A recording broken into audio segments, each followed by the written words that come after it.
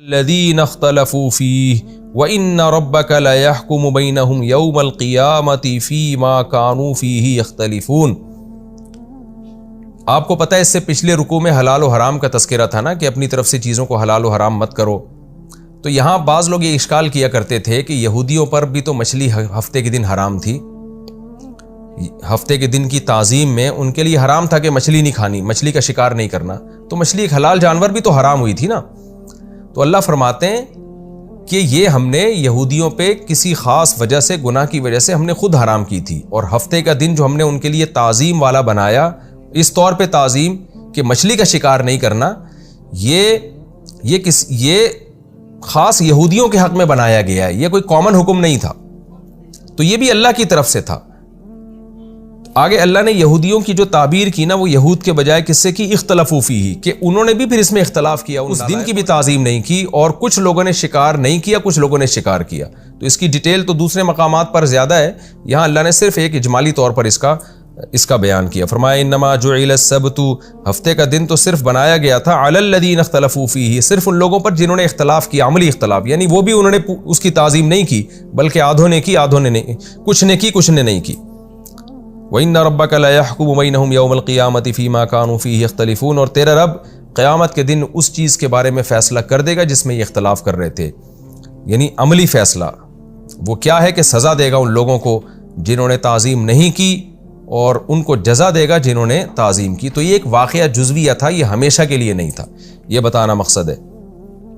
آگے سورت کا اللہ اختتام کر رہے ہیں کہ اے رسول صلی اللہ علیہ وسلم، آپ نے دلائل توحید پر بھی قائم کر دیے، ان کو مثالیں بھی دے دیں، اور اللہ کی نعمتوں کو بھی بیان کر دیا سورہ نحل میں، کہیں دودھ کی مثال، کہیں شہد کی مکھی کی مثال۔ تو آپ اپنے کام میں لگے رہیں۔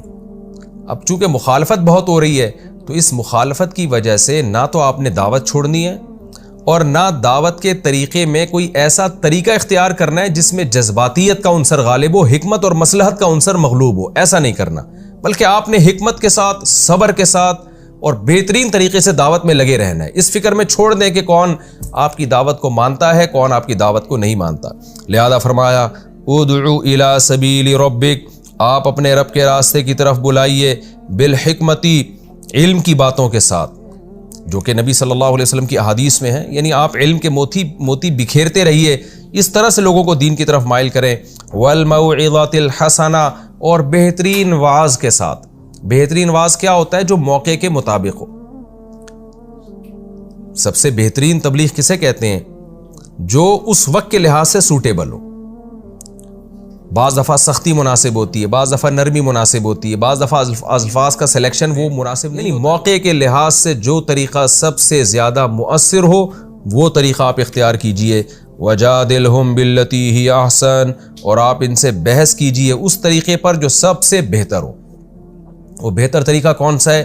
نرم لہجے میں، اور دلائل کی دنیا میں انسان دلائل سے بات کرے، جو بھی ایک کسی بھی زمانے میں سوٹیبل اور بہترین طریقہ سمجھا جاتا ہے وہ طریقہ۔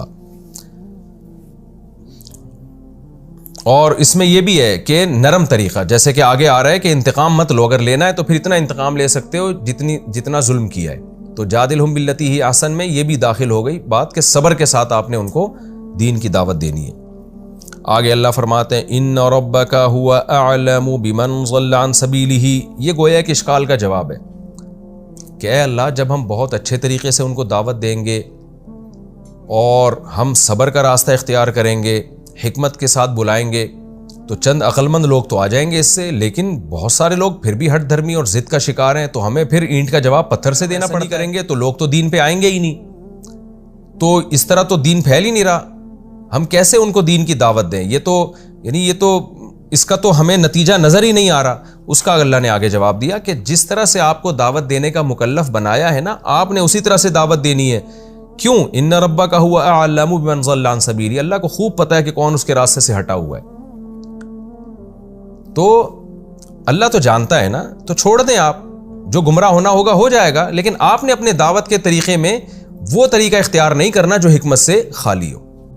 ہوتا اصل میں یہ ہے نا کہ جب کوئی مان نہیں رہا ہوتا نا، تو انسان پھر بعض دفعہ ایسا طریقہ اختیار کرنا شروع کر دیتا ہے جو سوٹیبل نہ ہو۔ اس کی بالکل واضح مثال ہے کہ آج کل ملک میں بغاوت کی باتیں بہت ہو رہی ہیں کہ جی پاکستان اسلامی ریاست ہے، لیکن چونکہ پریکٹیکلی اسلام نافذ نہیں ہے لہذا مسلح جہاد کرو۔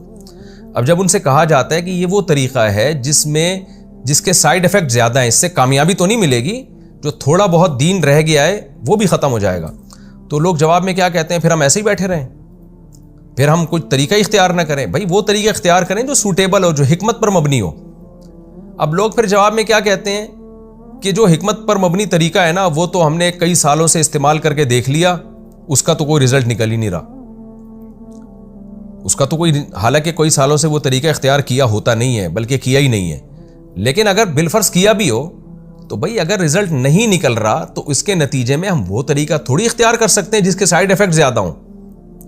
تو ایسے موقع پہ یہی کہا جائے گا بھائی ہم اسی کے مکلف ہیں جو حکمت اور مصلحت پر مبنی طریقہ ہو، باقی پھر اللہ کو پتہ ہے کہ کون گمراہ ہے، اللہ خود ہی انتقام لے لے گا۔ ہم کبھی بھی لوگوں کی ہدایت کے چکر میں ہدایت پر زبردستی لانے کے لیے وہ طریقہ اختیار نہیں کر سکتے جو گراؤنڈ ریئلٹی جس سے میچ نہ کر رہی ہو اور اس طریقے میں فائدے کے بجائے نقصانات کا خطرہ زیادہ ہو۔ تو چونکہ مکہ میں مسلمان کمزور تھے، مدینہ میں تو اجازت دی آپ تلوار اٹھا سکتے ہیں، لیکن مکہ میں اجازت نہیں تھی۔ وجہ اس کی یہی تھی کہ ابھی آپ کمزور ہیں، آپ نے دعوت دے رہے ہیں محبت کے ساتھ اور اس کا رزلٹ نہیں آ رہا، دیکھ رہے ہیں کہ بہت تھوڑے لوگ مسلمان ہو رہے ہیں، جو ہو بھی رہے ہیں ان پر ظلم ہو رہا ہے۔ تو اب اس میں یہ اشکال ہوتا ہے کہ اللہ یہ طریقہ تو سوٹیبل نہیں ہے، تو ہمیں تو تلوار اٹھانے کی اجازت دے، ہم ان پہ سختی کریں۔ تو اللہ کہہ رہے ہیں کہ نہ نہ نہ نہ، آپ نے حکمت کے ساتھ اور بہترین انداز سے ان کو دعوت دینی ہے، اپنے رب کی طرف بلانا ہے۔ باقی کوئی اگر ایمان نہیں لے کر آ رہا تو ان ربک هو اعلم بمن ضل عن سبیلہ، تیرا رب جانتا ہے کون گمراہ ہے، تو اس کو گمراہی سے بچانے کے لیے ایسا طریقہ اختیار نہیں کیا جائے گا جس میں نقصان کا خطرہ اور بھی زیادہ ہو، جو تھوڑی بہت قوت ہے وہ بھی ختم نہ ہو جائے کہیں۔ تو بالکل یہ آیت آج کے حالات پہ فٹ آتی ہے کہ ہم اسباب کے مکلف ہیں، ہم کسی کو زبردستی ہدایت پہ نہیں لا سکتے، ہم نے اپنی ذمہ داری زمینی حقائق کو دیکھ کر پوری کرنی ہے، اور اس کے بعد لوگ اگر نہیں آ رہے دین پر تو ان ربک هو اعلم بمن ضل عن سبیلہ، پھر اللہ کو پتہ ہے کون اس کے راستے سے گمراہ ہو رہا ہے، اللہ آخرت میں انتقام لے لے گا۔ تو یہ یاد رکھیں، صرف مکہ کے لیے نہیں، آج کے ہر زمانے کے لحاظ سے یہ آیتیں ہیں۔ آگے اللہ تعالیٰ فرماتے ہیں وَهُوَ أَعْلَمُ بِالْمُهْتَدِينَ، اور اللہ کو خوب پتہ ہے کون ہدایت کے راستے پر آ رہا ہے۔ وَإِنْ عَاقَبْتُمْ، اور اگر تم انتقام لو بھی، یعنی انتقام بھی لینے کی اجازت ہے نا، اگر کوئی آپ پہ ظلم کرتا ہے تو جتنا ظلم کرے، قرآن میں آتا ہے وَجَزَاءُ سَيِّئَةٍ سَيِّئَةٌ مِثْلُهَا، کوئی آپ پر زیادتی کرتا ہے، ایک تھپڑ مارا تو شرعاً آپ کو اجازت ہے کہ اس حد تک انتقام لے سکتے ہیں، لیکن یہ بھی جب ہے جب لینے کی، اتنا انتقام لینے کی قدرت بھی ہو۔ تو اللہ فرماتے ہیں وَإِنْ عَاقَبْتُمْ، اور اگر تم انتقام لو بھی، فَعَاقِبُوا بِمِثْلِ مَا عُوقِبْتُمْ بِهِ، تو اتنا ہی انتقام لینا جتنا تم پہ ظلم ہوا، اس میں بھی تمہیں زیادتی کی اجازت ہے۔ وَلَئِنْ صَبَرْتُمْ، لیکن اگر تم صبر سے کام لوگے، لَهُوَ خَيْرٌ لِلصَّابِرِينَ، تو یہ صبر کرنے والوں کے لیے بہتر ہے۔ کیوں؟ اس لیے کہ ابھی مسلمان کمزور ہیں، ابھی اگر برابر سرابر بھی بدلہ لیا نا تو اس میں فائدے کے بجائے نقصانات زیادہ ہیں، لہذا اب بھی بہتر یہی ہے کہ صبر کر لو، برداشت کر لو۔ اللہ انشاءاللہ مسلمانوں کو قوت دے گا، طاقت دے گا، مدینہ میں حالات چینج ہو رہے ہیں، وہاں ایک ریاست بنے گی، پھر اللہ تم پر کوئی اس طرح ہاتھ نہیں اٹھا سکے گا۔ تو اس وقت تک صبر کا راستہ اگر اختیار کرتے ہو تو یہ تمہارے لیے بہتر ہے۔ آگے اللہ پیغمبر صلی اللہ علیہ وسلم کو خصوصی خطاب کر رہے ہیں کہ صحابہ کو تو اللہ نے اجازت دے دی کہ ٹھیک ہے جی، شخصی انتقام لیا جا سکتا ہے، کہ کوئی ظلم کر رہا ہے تو آپ میں اگر طاقت ہے تو اتنا انتقام لو، لیکن ان کو بھی ترغیب دی جا رہی ہے کہ صبر کرنا ان حالات میں بہرحال بہتر ہے۔ جیسے خباب بن ارت رضی اللہ عنہ کا واقعہ ہے نا، نبی کے پاس آئے کہ یا رسول اللہ ہم کب تک صبر کریں، ہم انگاروں پہ لٹایا جاتا تھا، تو آپ نے فرمایا کہ تم جلدی مت کرو، اللہ کی مدد آئے گی۔ تو آپ نے مزید صبر کی تلقین کی، تو اجازت دی انتقام لینے کی، لیکن ترغیب صبر کی۔ لیکن نبی صلی اللہ علیہ وسلم چونکہ صاحب عزیمت پیغمبر تھے تو آپ کو خصوصی حکم دیا جا رہا ہے کہ آپ نے تو صبر ہی کا راستہ اختیار کرنا ہے، آپ نے انتقام نہیں لینا۔ اس لیے آگے اللہ نے فرمایا وَاصْبِرْ، اے محمد صلی اللہ علیہ وسلم آپ صبر کریں، وَمَا صَبْرُكَ إِلَّا بِاللَّهِ، اور آپ بغیر ممکن نہیں ہے۔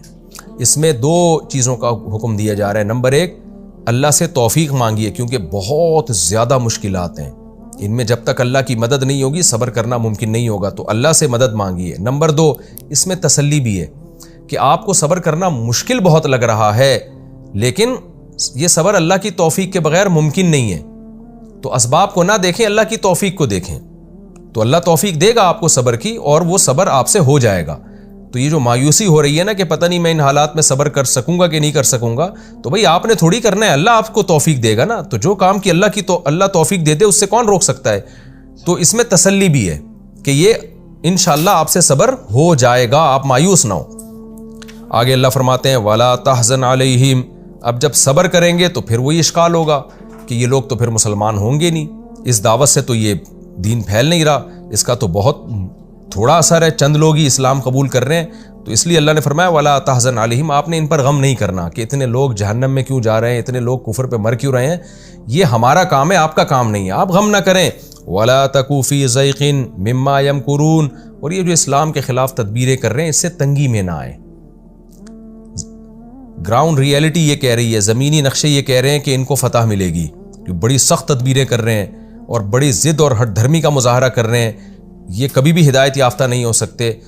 اسباب تو یہی کہہ رہے ہیں، لیکن ہم آپ کو تسلی دے رہے ہیں کہ آپ نہ غم کریں اور نہ آپ تنگی میں جائیں۔ کیوں؟ اللہ کا قاعدہ ہمیشہ سے تھا، ہمیشہ سے ہے اور ہمیشہ رہے گا۔ وہ کیا قاعدہ ہے؟ وہ سورہ نحل کی آخری آیت میں اللہ نے بیان کر کے پیغمبر کو اور ایمان والوں کو تسلی دی۔ وہ قاعدہ یہ ہے ان اللہ مع الذین اتقوا، اللہ انہی لوگوں کے ساتھ ہے جو تقوی اختیار کرتے ہیں، جو اللہ سے ڈرتے ہیں، والذین هم محسنون، اور خوب اچھا عمل کرتے ہیں۔ کیونکہ یہاں صبر کرنا بہت مشکل تھا نا، اس لیے اس کو بہت اچھے عمل سے تعبیر کیا کہ جو احسان کرتے ہیں، بہت اچھا عمل کرتے ہیں، اللہ ہے انہی کے ساتھ۔ مطلب کیا ہے کہ جس کے ساتھ اللہ ہو ظاہر ہے کامیاب اسی نے ہونا ہے نا۔ ٹھیک ہے طاقت ان کے ساتھ ہے، قوت ان کے ساتھ ہے، اسباب ان کے ساتھ ہیں، یہ آپ کی بات نہیں مان رہے تو، لیکن اللہ آپ کے ساتھ ہے، تو جس کے ساتھ اللہ ہوگا فتح اسی کو ملے گی۔ لیکن آپ نے حکمت والا راستہ تبلیغ کا چھوڑنا نہیں ہے اور حکمت ہی کے ساتھ آپ نے ان کو بلانا۔